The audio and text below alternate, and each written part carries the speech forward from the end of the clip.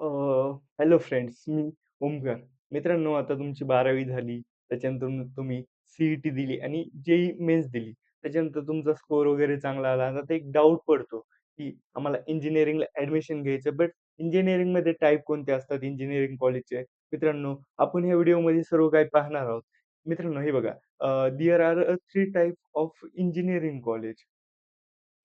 First autonomous college and non autonomous college and deemed university. आता आहे ना, आपण हे म्हणजे ऑटोनॉमस कॉलेज काय असतं, नॉन ऑटोनॉमस कॉलेज काय असतं, डीम्ड युनिव्हर्सिटी काय असतं, सर्व काही या व्हिडिओमध्ये पाहणार आहोत. कोणतं कॉलेज कॅप राउंडमध्ये पार्टिसिपेट करतं, कॉलेजची फी स्ट्रक्चर काय असतं, त्याच्यानंतर सिलेबस काय असतो, सर्व काही आपण या व्हिडिओमध्ये पाहणार आहोत. तर मित्रांनो, फर्स्ट ऑफ आपल्या चॅनलला सबस्क्राईब करून ठेवा. आपण आहे का नाही, कॉलेज रिलेटेड सर्व काही व्हिडिओ आपल्या चॅनलवर तुम्हाला भेटून जातील. हे बघा, आता आपण मेन डिफरन्स पाहणार आहोत ऑटोनॉमस कॉलेजमध्ये डिफरन्स काय असतं आणि नॉन ऑटोनॉमस कॉलेजमध्ये डिफरन्स काय असतो. फर्स्ट ऑफ जे ऑटोनॉमस कॉलेज आहे ना, त्यांचं सिलेबस हे फ्लेक्सिबल सिलेबस असतो. फ्लेक्सिबल सिलेबस म्हणजे काय असतं माहिती आहे का? म्हणजे जे कॉलेज कॉलेज आहे ना, सिलेबसमध्ये कधी पण काही चेंजेस करू शकतो. म्हणजे काही त्यांना त्यांना वाटलं आता हे 2 युनिट काही कामाचे नाहीत, तर ते फ्लेक्सिबल सिलेबस कधी पण चेंज करू शकतात. आणि मेन म्हणजे कसं असतं माहिती आहे का तुम्हाला? जे नॉन ऑटोनॉमस कॉलेज आहे ना, तिथं हा सिलेबस वगैरे चेंज करता येत नाही. म्हणजे हा फिक्स सिलेबस असतो. म्हणजे युनिव्हर्सिटीने चेंज केला तर होणार. तर कॉलेज स्वतःहून सिलेबस चेंज करू शकत नाही. जे नॉन ऑटोनॉमस कॉलेज असतात ना, ते युनिव्हर्सिटी अंडर असतात. एक्झाम्पल आपण पुणे युनिव्हर्सिटी घेऊ. त्याच्या अंदर काही कॉलेज असतील ना, 100-200 काही कॉलेज असतील ना, तेवढे ते कॉलेज आहेत ना, म्हणजे युनिव्हर्सिटीचे नियम फॉलो करतात. त्यांची एक्झाम टाईम टेबल तोच राहणार. परत त्याच्यानंतर कॉलेजचं सर्व काही डिटेल वगैरे सर्व ते म्हणजे युनिव्हर्सिटीच्या अंडरच असते. त्याच्यामुळे ह्यांचे काही फिक्स रूल असतात. आणि ही डीम युनिव्हर्सिटी आहे ना, डीम युनिव्हर्सिटीमध्ये कसं कसं आहे, ती पूर्ण इंडिपेंडंट आहे. म्हणजे कॉलेजची फी स्ट्रक्चर काय असणार, सिलेबस काय असणार आणि बाकी कॉलेजमध्ये काय-काय सब्जेक्ट असणार, कोणते नसणार, सर्व काही इंडिपेंडंट असतं. मेन म्हणजे ना, हे डीम युनिव्हर्सिटी ना पूर्ण इंडिपेंडंट असल्यामुळे ह्यांची फी स्ट्रक्चर पण खूप हाय असतं.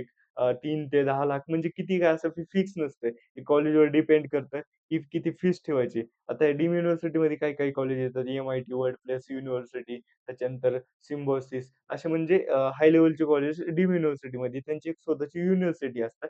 ते डीम युनिव्हर्सिटीमध्ये एम-एस-टी, सी-ई-टी, कॅप राउंडमध्ये पार्टिसिपेट करत नाहीत.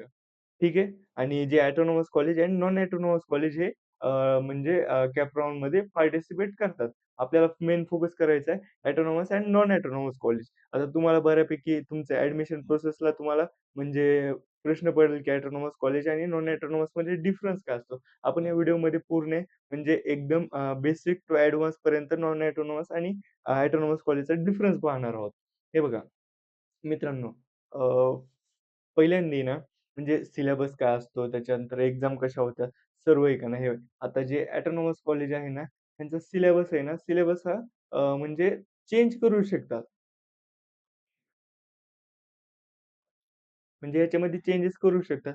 तसं जे नॉन ऑटोनॉमस कॉलेज आहे ना, हे म्हणजे चेंज करू शकत नाही. ह्याच्यामध्ये चेंजेस करता येत नाही. जसं युनिव्हर्सिटीमध्ये युनिव्हर्सिटीकडून चेंज येईल ना आणि बऱ्यापैकी हे 4 ते 5 वर्षामध्ये चेंज होतो सिलेबस नॉन ऑटोनॉमस कॉलेजचा. आपण एक्झाम्पल घेऊ शकतो पुणे युनिव्हर्सिटी. असे पॅटर्न असतात. लाइक 2090 पॅटर्न आणि 2024 पॅटर्न.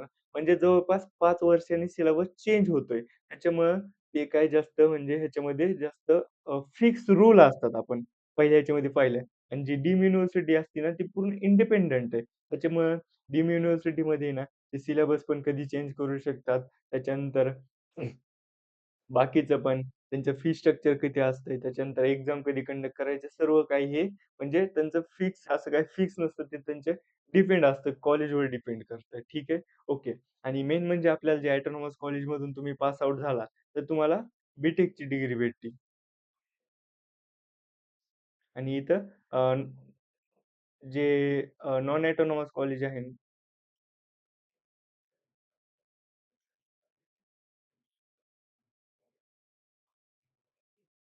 नॉन ऑटोनॉमस कॉलेजमध्ये तुम्हाला बी-ईची डिग्री भेटते आणि डीम युनिव्हर्सिटीमध्ये पण बी-टेकची. बी-ई आणि बी-टेकमध्ये डिफरन्स काय असतो माहिती आहे का मित्रांनो? जे बी-टेक आहे ना, बी-टेकमध्ये तुम्हाला म्हणजे जास्त टेक्नॉलॉजीवर फोकस केला जातो आणि जे बी-ई आहे ना, ह्याच्यावर म्हणजे जास्त थिअरी म्हणजे थिअरिकल जास्त फोकस केला जातो. ठीक आहे? ओके. आता आपण मेन म्हणजे जे इंजिनिअरिंग करायला लागलोत ना, तर आता मेन म्हणजे प्रश्न पडतो, की प्लेसमेंट. इंजिनिअरिंग करायची म्हणले आपल्याला प्लेसमेंटचा पहिल्यांदा विचार करावाच लागतो. ठीक आहे.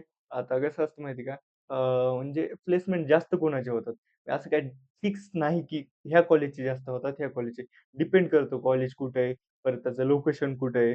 ते खूप काही गोष्टी म्हणजे हे करतात. आता तुम्ही म्हणता ना ऑटोनॉमस कॉलेजला घ्यायला पाहिजे का नॉन ऑटोनॉमस? मित्रांनो कसं असतं माहिती आहे का? काही-काही म्हणजे जे नॉन ऑटोनॉमस कॉलेज आहेत ना, त्यांचं पण म्हणजे प्लेसमेंट चांगलं असतं आणि आता जे सी कॉलेज आहे, हे आहे ना, म्हणजे ऑटोनॉमस कॉलेज आहे. त्याच्यानंतर नॉन ऑटोनॉमस कॉलेज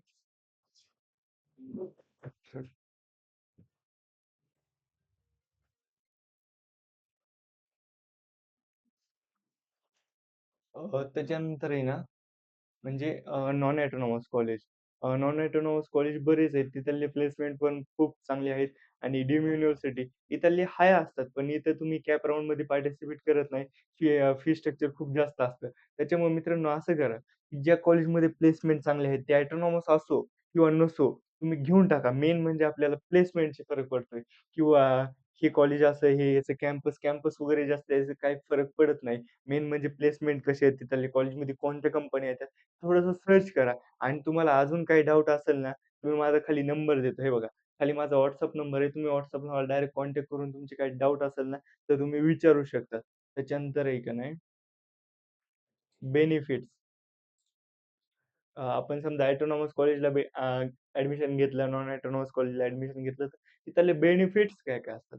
आता जे ऑटोनॉमस कॉलेज आहे ना, तिथं म्हणजे एक्झाम आहे ना, वर्षातून नॉन ऑटोनॉमस कॉलेजमध्ये वर्षातून एक्झाम 2 वेळा होते.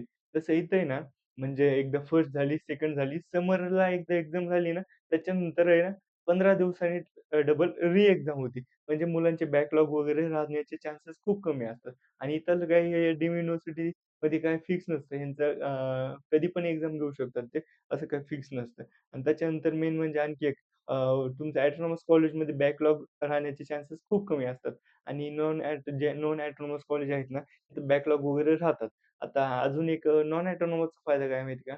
आता तुमचं काही कॉलेजमध्ये कसं होतं, थोडंसं सरांशी वगैरे वाकडं होतं. तर 30 मार्क हे कॉलेजकडे असतात आणि बाकीचे 70 मार्क हे तुमचे डायरेक्ट पेपर युनिव्हर्सिटी म्हणजे त्यांच्याकडे राहतात. त्याच्यामुळे तुम्ही हे नॉन ऑटोनॉमसचा फायदा होतो. इथे कसं असतं, सर्व मार्क हे कॉलेजकडेच असतात. त्याच्यामुळे आहे ना, तुम्ही इथलं एक थोडंसं हे आहे आणि बेनिफिट्स जास्त आहेत ऑटोनॉमस कॉलेजचे. त्यामुळे ऑटोनॉमस कॉलेजला घेऊ शकतात. बट ट्राय करा, की नॉन ऑटोनॉमस किंवा नॉन ऑटोनॉमस भेटू. पण जे बेस्ट कॉलेज आहे, चांगल्या प्लेसमेंट आहे, तेच ट्राय करा. ठीक आहे? हं. मित्रांनो, तुम्हाला नेक्स्ट व्हिडिओ कोणत्या टॉपिकवर पाहिजे आणि आपली व्हिडिओ कशी वाटली आणि तुम्हाला सर्व कॉलेजचे आपण ह्या चॅनलवर सर्व व्हिडिओ, सर्व कॉलेजचे सर्व काही टाकणार आहे. त्याच्यामुळे आपल्या चॅनलला सबस्क्राईब करून ठेवा. थँक